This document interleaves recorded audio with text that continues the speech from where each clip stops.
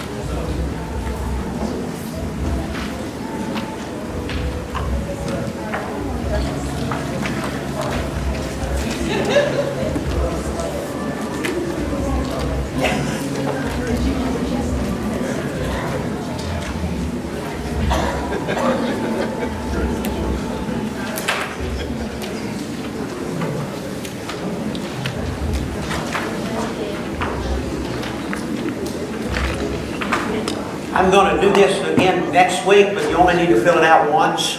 And I may even send an email out with that attached. We just only need to do it once. But table leaders at the end, if you don't mind, if you can just collect them before you leave, just bring them to me there at the podium, and I would appreciate it. Okay? We got any first timers in the room? Any first? Welcome. We're glad to have you. Great. We'd like to get you in the information loop of what's kind of going on, so be sure on the bottom, kind of a roster sheet that may be on your table, just at the very bottom, just print your email, just so we'll have that, and we can keep you informed of what's going on. We're delighted to have you here today. Everybody else knows the routine. Be sure to just kind of check in. We'll get those later. Okay, all right. Let's look at the screens and just a little bit of review. We're in this series, Demands of Discipleship. Today is number 6. I'm probably going to have 2 more, maybe 3, but at least 2 more here in that passage. I may go to another passage as well. But a little bit of a review for all of us. One of the ways we learn is by repetition. We're looking at what the expectations are of the Lord for those who seek to be followers of Him. And these are, I call them demands because they are demanding. They challenge me, and I'm sure that they do you. In places they convict me, and I'm sure in places they convict you. But nonetheless, this is what we're aiming at. And the overarching one is to be more like Christ in attitudes, beliefs, and behaviors in our lives, moment by moment, day by day. And then be unafraid of the world. The world hates us, hates Christ who's in us, and wants to do everything that it can to intimidate us, as it were, and certainly to disrespect us in our relationship with Christ. But Christ demands that we be unafraid of the world. And then we really spent a couple of weeks on unashamed of the Lord, unashamed of Christ. Being willing to confess Him, acknowledge Him, speak of Him when the opportunity arises, and to step into that as that opportunity arises. Again, not always easy.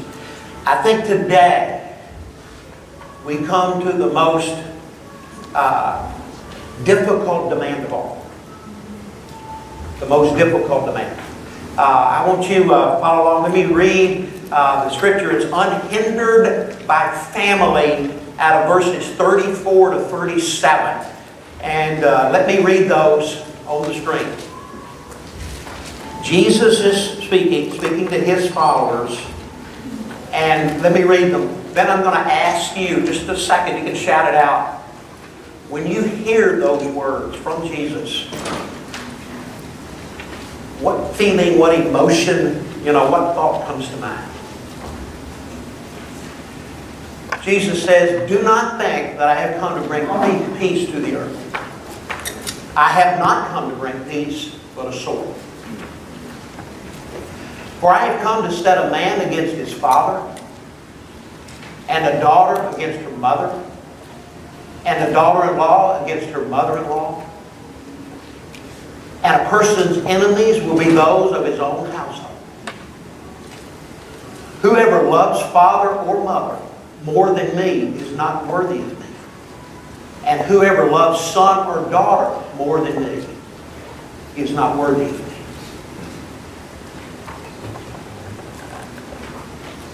When you read, when you hear those words, what thoughts, what emotions come to your mind? Just shout it out. Sadness. I'm sorry? How true it is. How true it is. Comfort. Comfort. Comfort. Yeah. Sadness. Sadness. Sadness. Conviction. Conflict. Conflict. Difficult. Difficult. Typical. Difficult. Difficult. My word was, and I was unsettling.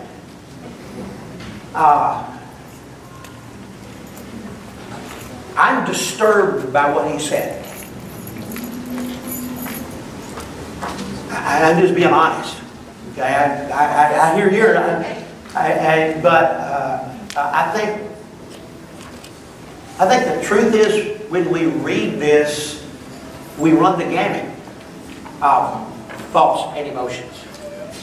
And my guess is, certainly I don't know most people's stories in the room,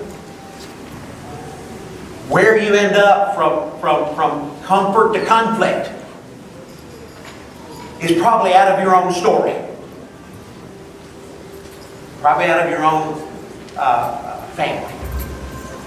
But these are very, very challenging, very challenging words. John Bunyan wrote Pilgrim's Progress.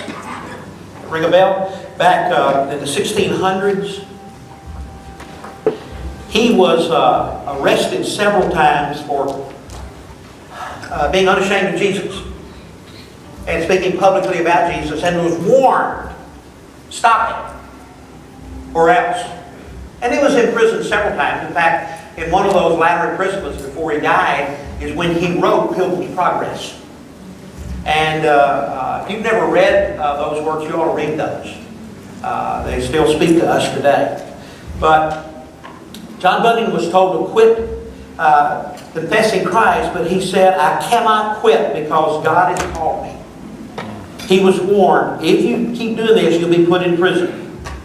So he said to himself, if I go to prison, who will care for my family? How can I close my mouth when God has called me to speak of Him? So he committed his family to the care of God and was obedient to God's call. He spoke and they put him in prison. Since then he has blessed millions of families because he wrote Pilgrim's Progress. This is what he said concerning his family and his imprisonment. This is very difficult. The parting with my wife and poor children hath often been to me in this place as the pulling of the flesh from my bones. And that not only because of somewhat fond of these great mercies, but also because I should have often brought to my mind the many hardships, miseries, and wants that my poor family was to meet with should I be taken from them. Especially my poor blind child, who lay nearer to my heart than all I had besides. Oh, the thought of the hardship. I thought my blind one might go under, would break my heart to pieces. But yet, recalling myself, thought I must venture all for God, though it goes against the quick to leave you. Oh, I saw in this condition, I was a man who was pulling down his house upon the head of his wife and children. Yet, thought I must do it. I must do it. And he did. And he died. How many of you have an unsaved loved one in your immediate family?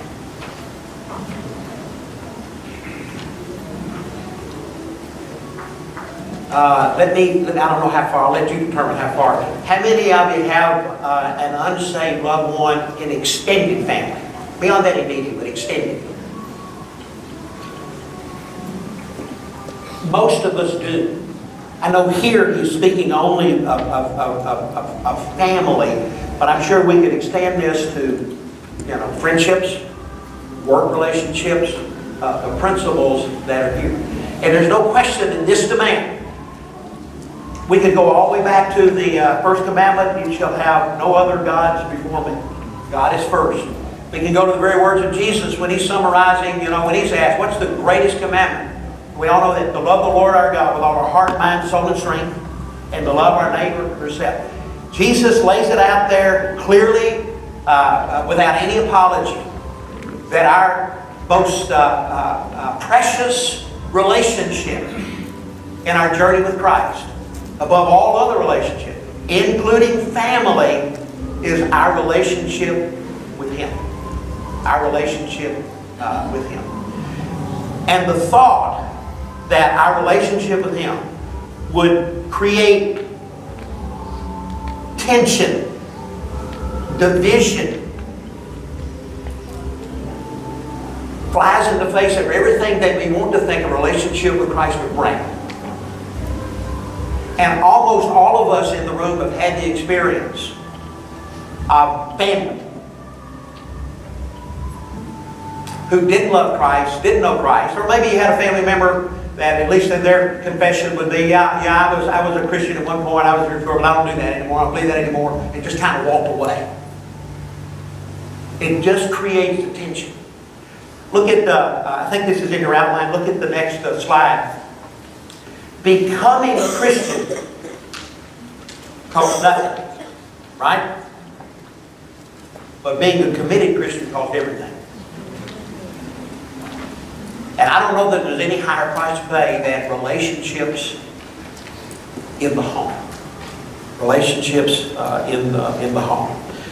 William Barclay said about this passage, nowhere is the sheer honesty of Jesus more vividly displayed than in this passage.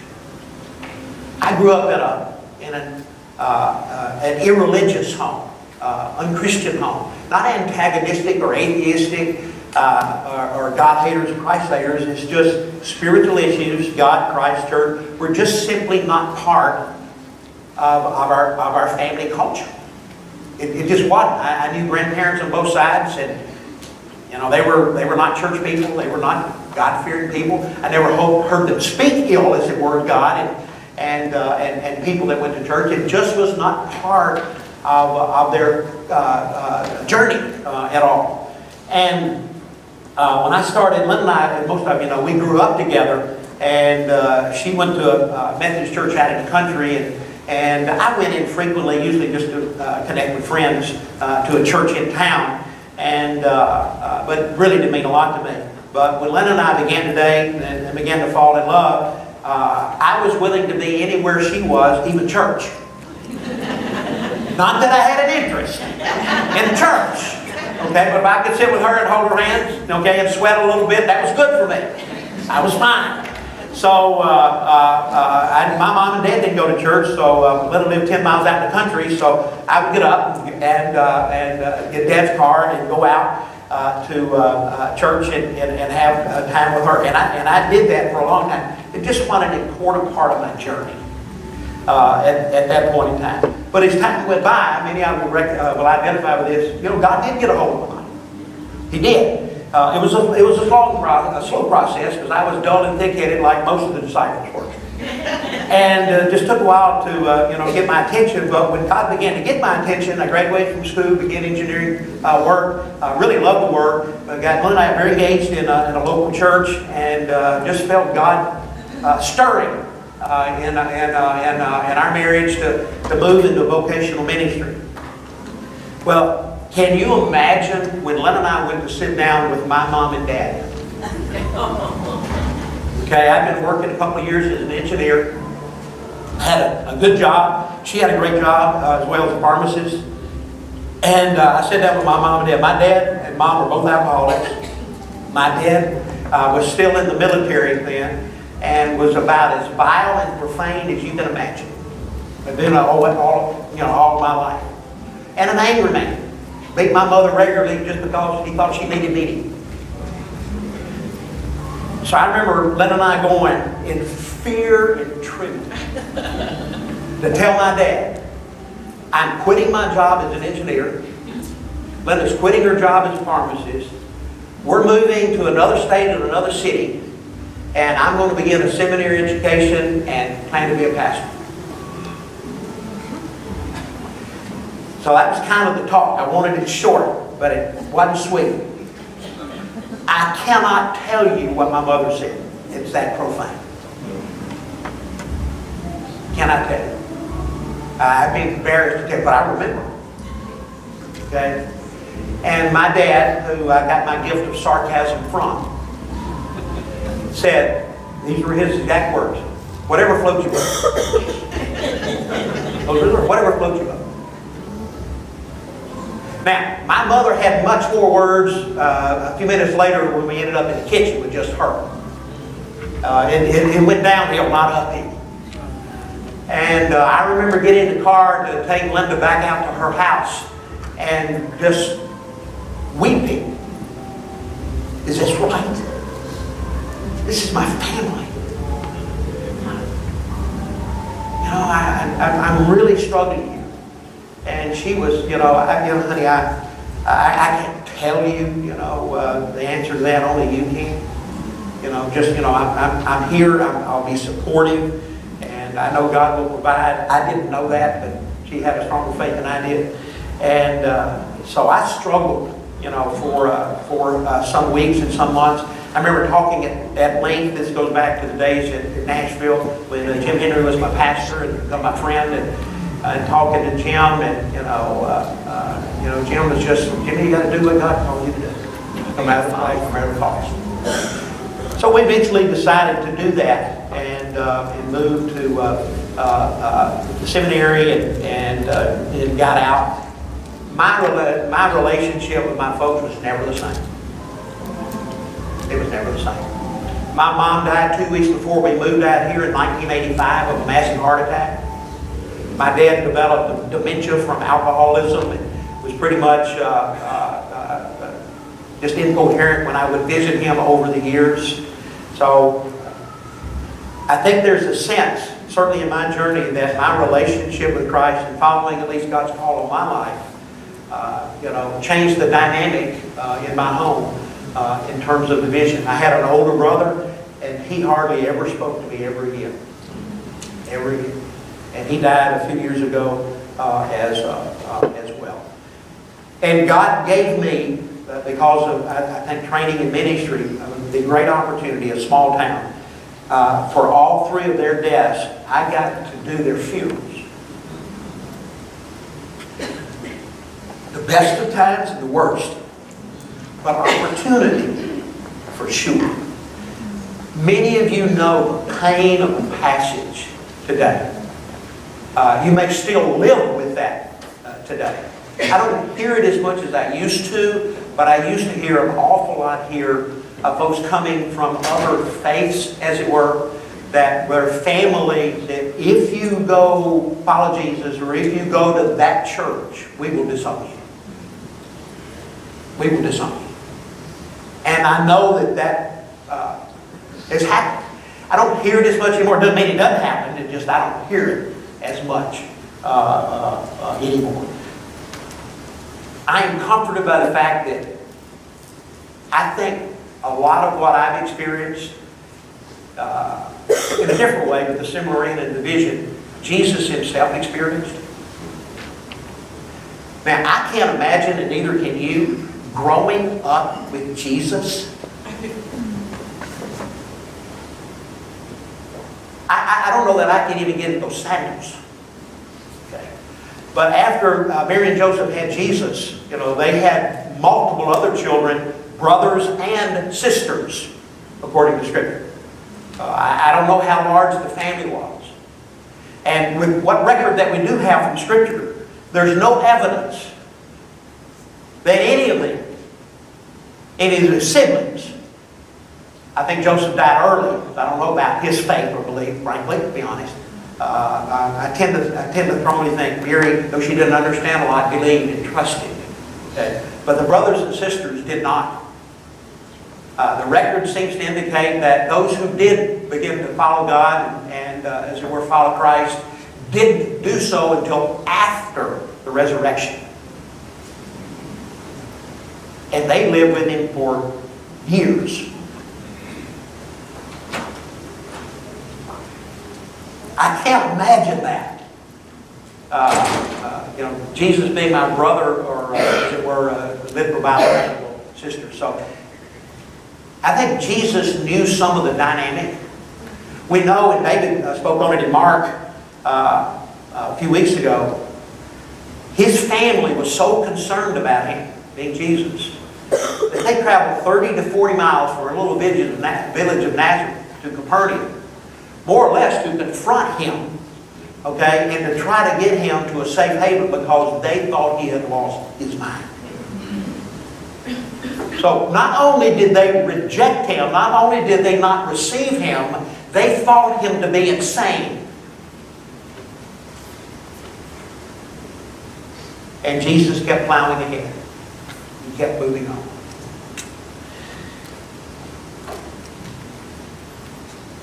I think the command here is certainly one of the hardest for all of us. This demand than any one of them. That is to love God and Christ more than any other human relationship, including family. Including family. Now, I don't have an extended family. My mom, dad, just about everybody. My side of the family is deceased. Well, everybody is. Okay, if there's a distant relative out there, I don't know who they are or where they are. Okay. Linda's got a mom who loves Christ. She's 103 and out of her mind and still loves Christ. Okay, and I don't mean that derogatory. You just love Jesus all her life, and even in Alzheimer's, you still love Jesus. Okay. And Linda's sister, who is in her 70s and has cancer, is a Christ follower and a Christ lover. But that's all the family that we have left. But many of you have family and extended family, and as a Christ follower, they probably know that can make that can make reunions, that can make Christmas, that can make Thanksgiving, that can make all those things awkward You can't. So let's look at this passage just quickly here in verses 34 to 37. First thing he starts off with, I kind of call it a paradox. Which is it that Jesus brings? Does he bring peace, or does he bring a sword or division? Well, if you look at the passage that I have there, Luke 1:78, 79, I'm going to say these for the sake of the tape. Luke 2:14, that's in the angels and the birth of Christ. Peace on earth. He came to bring peace on earth, goodwill toward men. John 14:7, I bring peace. There's no question. We understand that. We all have received that, and we live in that He brings peace. We can buy that. That's good. But He also brings division. And I want to look at Luke 2:45. Look at Luke 2:45.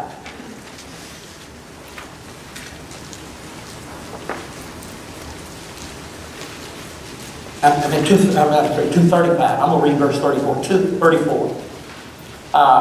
And Simon blessed him and said to Mary, his mother, Behold, this child, referring to Jesus, notice the word, is set for the fall and rising, the rising and fall of many in Israel, and for a sign that is spoken against, and a sword will pierce through his own soul, that thoughts out of many hearts may be revealed. Set for the rising and the falling of many. You get early on at birth.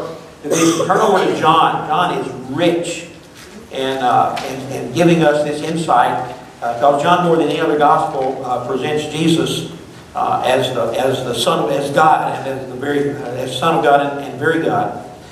And in John 7 at the Feast of Tabernacles, okay, verse 10. But after his brothers had gone up to the feast, then he also went up, Jesus, now not publicly, but in private. The Jews were looking for him at the feast, saying, Where is he? And there was much, in my translation, got muttering. There was much, the idea there is division over who is he among the people. Turn to, look at chapter 7, slip over to verse 40, same chapter.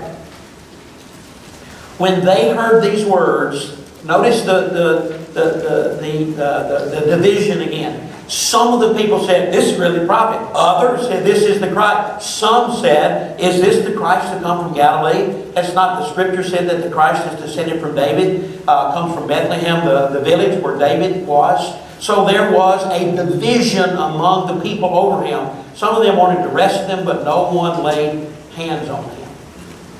Turn over a couple pages in the man that was born blind, John 9. Look in John 9. Verse 16, many of you know the story. This man was blind from birth, and Jesus gave him sight from birth all his life. The people had only known him as a blind man, and Jesus healed him. Okay? And then in verse John 9:16, some of the Pharisees said, This man is not from God, for he does not keep the Sabbath. Jesus had healed him on the Sabbath. Others said, How can a man who is a sinner do such signs? And there was division among them. Division. Look at John 10.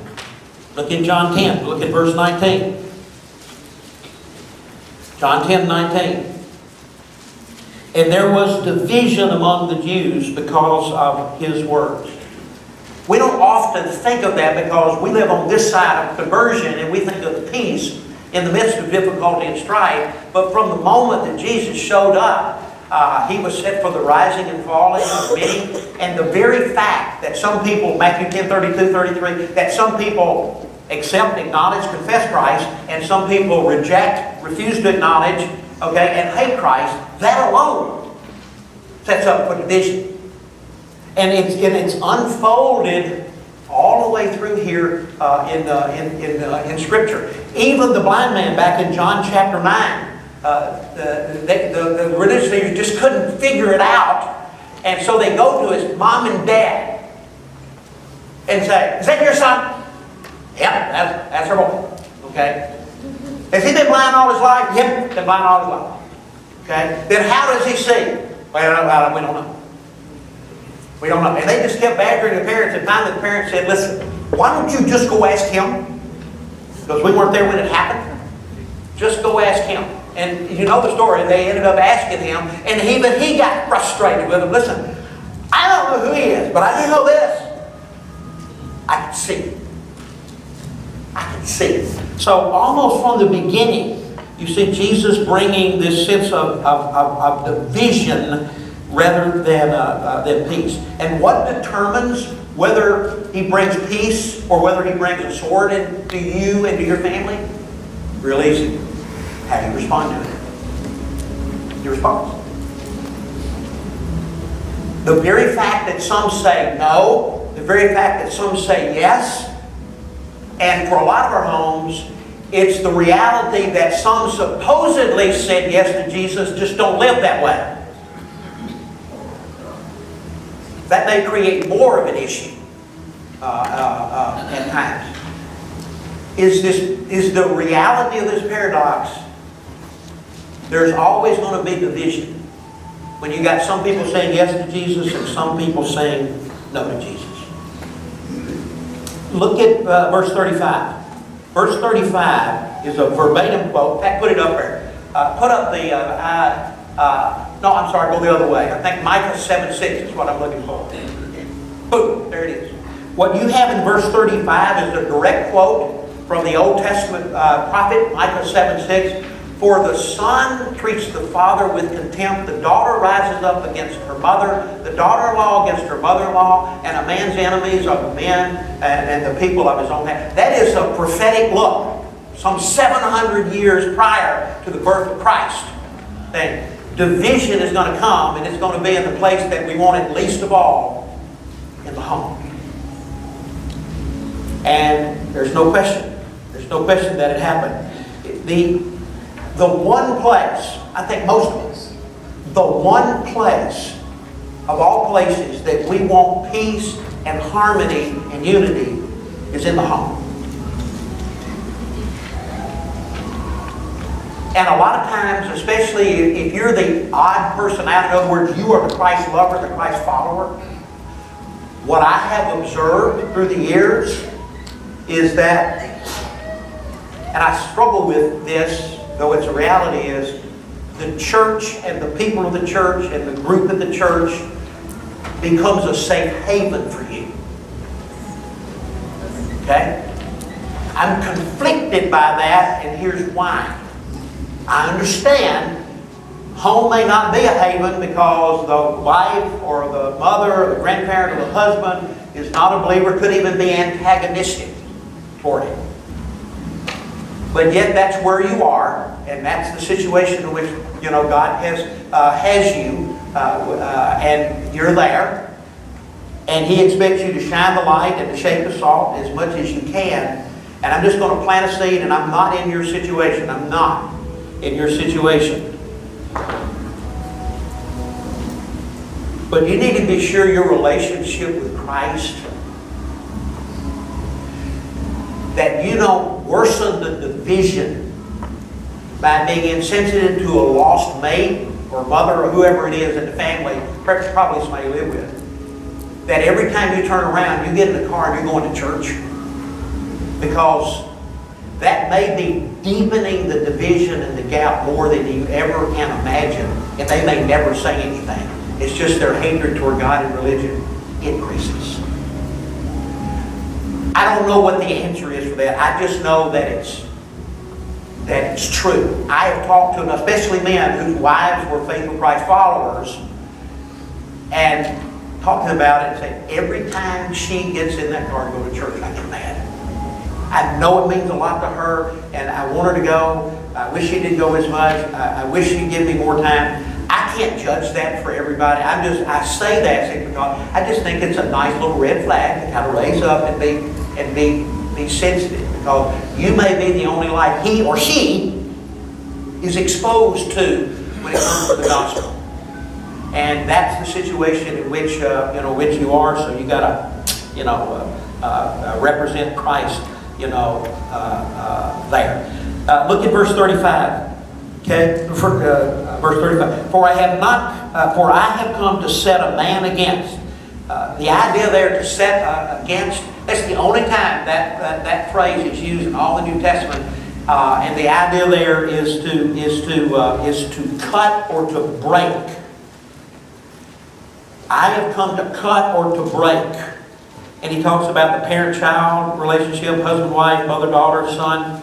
And I'm struck, and I'm going to read through some of these, I think time will permit. I am struck by how often Jesus addresses the subject of family issues. Go to, and I'm just going to limit to Luke. Go to Luke 9. Go to Luke 9.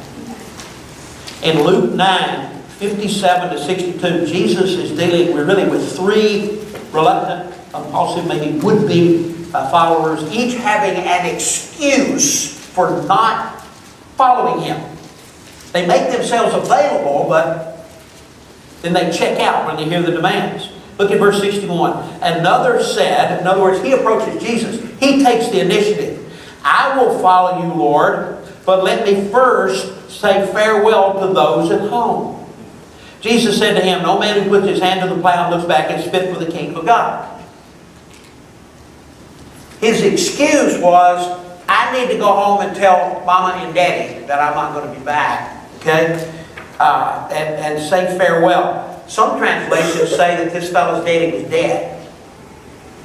That he was dead. I don't think Jesus was being insensitive and not saying not go take your business. I just think Jesus insightfully knew, just as he does about us, that if he went back and said goodbye to Daddy and Mama, he probably never would follow. Now, we don't know whether he did or not. We don't know. Some even say this man is the rich young ruler that confronted Jesus and walked away sadly. So we're looking at chapter 12 of Luke. Chapter 12, look at verse 49. Chapter 12, verse 49. These are hard words. Verse 49, Jesus, I came to cast fire upon the earth, and would that it were already kindled. I have a baptism to be baptized with, and how I am constrained until it is accomplished. Do you think that I have come to bring peace on earth? No, I tell you, but rather division. From henceforth in one house there will be 5 divided, 3 against 2, 2 against 3. They will be divided, father against son, son against father, mother against daughter, daughter against her mother, mother-in-law. Now he's getting really into family. Mother-in-law against daughter-in-law, daughter-in-law against mother-in-law. Wow. And we know this is true, because some of you in the room are living this. Look over in Luke 14. Luke 14, look at verses 26 and 27. Luke 14.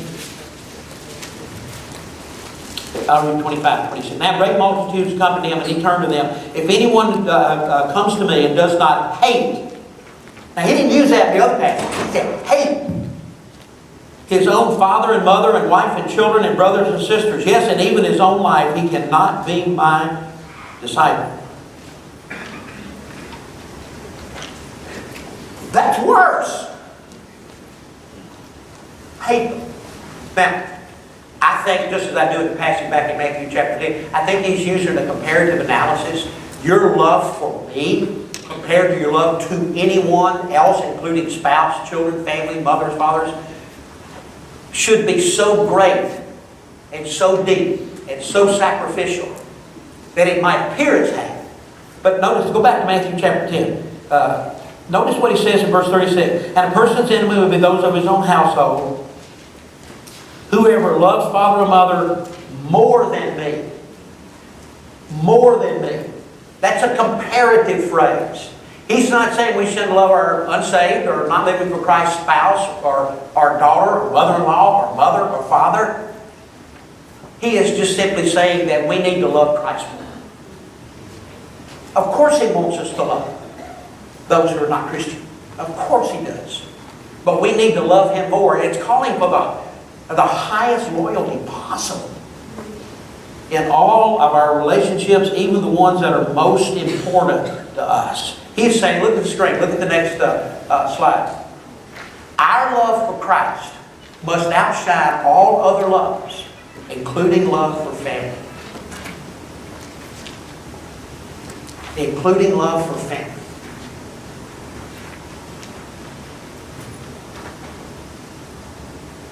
I don't know how you can get there.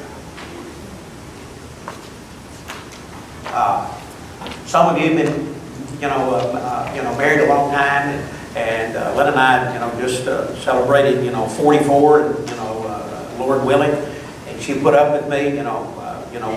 We'll die. One of us, first, but we had a long, good marriage, not a perfect marriage. They will never be perfect, ever.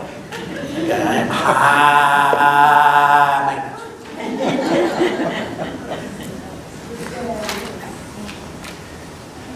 Honestly, I don't know that I can just be as transparent as I possibly be. I don't know that I can say to you this morning, all day long, every day, now, the last 20, 30 years of Christ, I'm going to tell you, I love Jesus consistently more than I love my wife. Now, I can say to you, I know I should, and I want to, and maybe there are times that I do, but honestly, in this demand, I feel like I fall so far short in this demand compared to at least the previous two that I have. And that creates tension in me. And I think some of you, you understand that. You identify with that. Barclay said the essence of Christianity is that loyalty to Christ has to take precedence over the dearest loyalties on earth. Now, I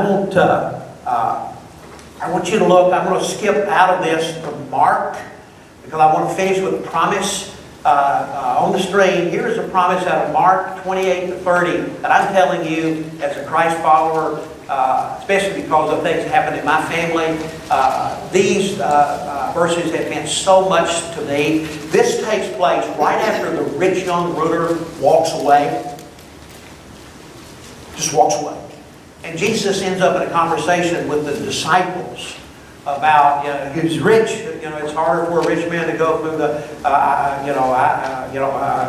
camel through an eye of a needle than it is for a rich man to have a relationship with God. So Peter began to say to him, again, that's the context. Peter says to him, and Peter's always speaking up when he ought to be shut up. Okay? Peter, bragging on him and all the other disciples. Yeah, we know about the rich young ruler. Yeah, we know about your illustration about a rich man going through the eye of a needle. But I want to tell you something. We have left everything and followed you. Aren't you proud of us?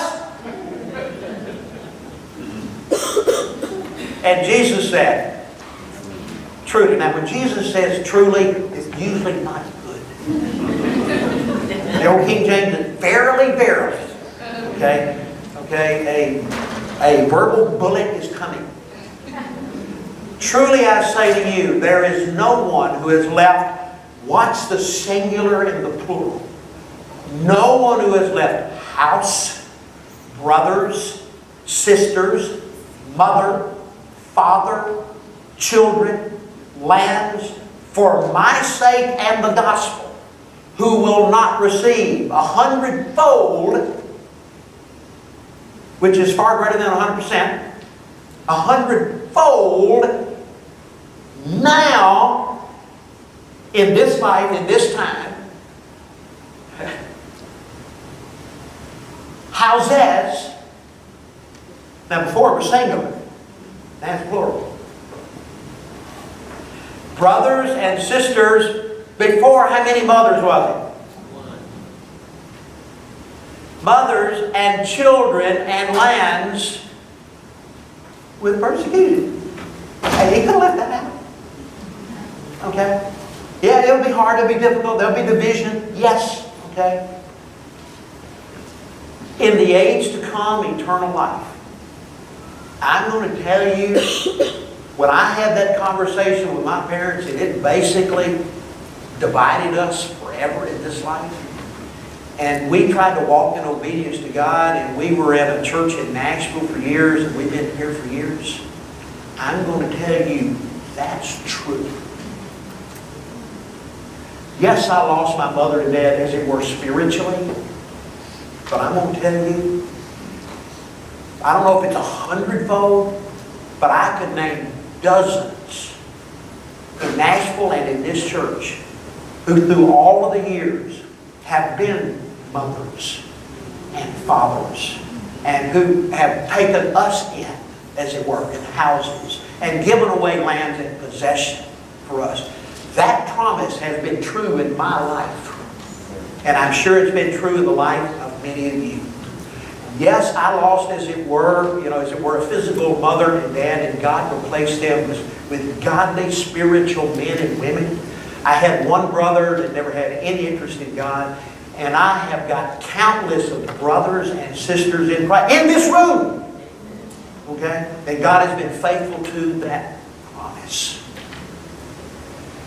And I believe He'll be faithful in yours. But you've got to make yourself, as it were, accessible and available, and not have a pity party because the family is in division because of your walk with Christ. Let me close with this personal story. I told you, Lynn and I grew up together, and then as we finished school and college, we wanted to wait till we got our degrees. We did before we got married. But we got engaged in December of '72 to be married in July of '73. And I already had a job as an engineer in Nashville, Tennessee, and she was finishing up pharmacy school in her last semester. You got to remember, we'd been dating for a number of years, and I was going to church. So I had already moved to Nashville, and when she came up to visit, we would go to a local church nearby. I really didn't care to go any more than I did when we were in West Tennessee. But I loved her. I knew this was important to her, so I went for her. And so when she would come up, kind of in March and April, about once a month, she would stay with some friends that I had met. And then her last trip to Nashville before our wedding was 2 weekends before we were getting married, like July the 13th. I remember. And so we got up and went to church that morning. Then we went to lunch. And she said, "You still don't mean it, do you?" Mean what?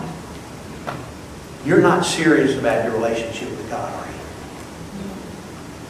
Now that's a moment of truth. Okay? I lied. As convincingly as I possibly could. I looked her straight in the eye and said, "Yes, I do. Yes, I do." She said, "I'm not sure I believe you." Well, it's true. It's true. She said, "You need to think about it, and I'll give you a week." No, it's true. No, I'll give you a week. And he said, "You just need to let me know by next Sunday afternoon. That will still give me time to cancel the wedding."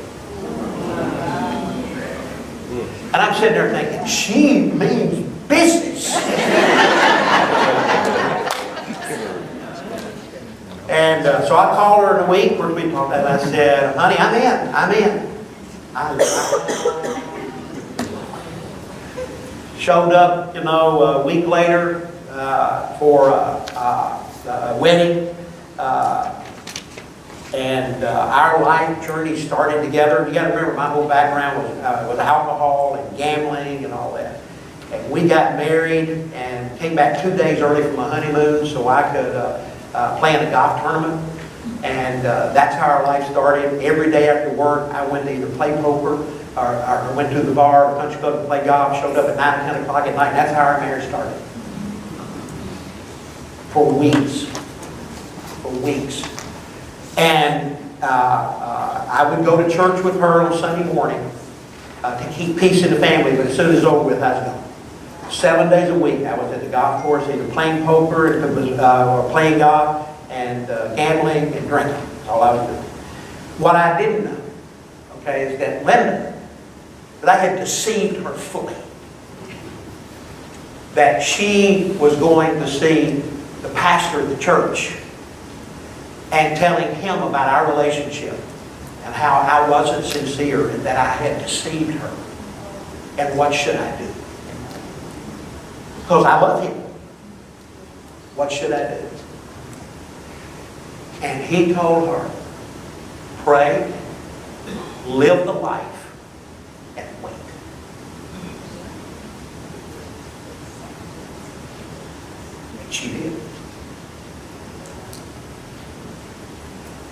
And she, in less than a year, I had confirmed my relationship with Christ. We were teaching a 9th grade Sunday school class. I was training students after school in evangelism and witnessing.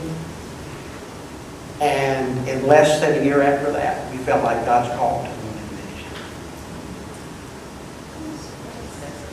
But she was willing to walk away. And she would have walked away if I hadn't convincingly lied. I hate to share that story because it reveals so much of the weakness of my character back in those days.